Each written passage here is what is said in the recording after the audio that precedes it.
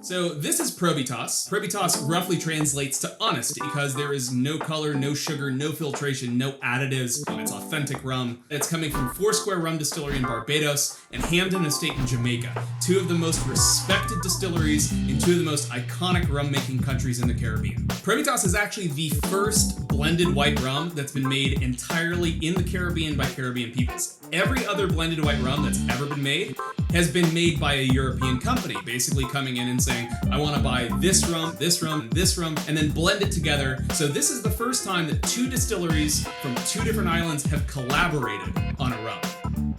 All of the production techniques date back to the 17th and 19th century. There's no multi-column still in that. And the multi-column still is really what's used for producing vodka or completely neutral spirit, which is what you find added in a lot of the white rums today. Probitas consists of 3 separate components: 2-year aged pot still rum from Foursquare, an unaged coffee column still rum, also from Foursquare in Barbados, and an unaged pot still from Hampden Estate in Jamaica. Together, they are blended by Richard Steele, proofed down to 47% ABV, and bottled. So, Foursquare Rum Distillery and Richard Steele, Richard being the master blender. Most of what Richard is known for right now are what are called the exceptional cask selections, all of which are rare, really limited offerings, and that really have helped establish him as one of the most prolific rum makers in the world right now. He's been nicknamed the Pappy of Rum, all these different things. Unlike those releases, which are all rare and limited, Probitas is a year-round, everyday release, meaning that it's not limited, it's meant to be scalable and sustainable.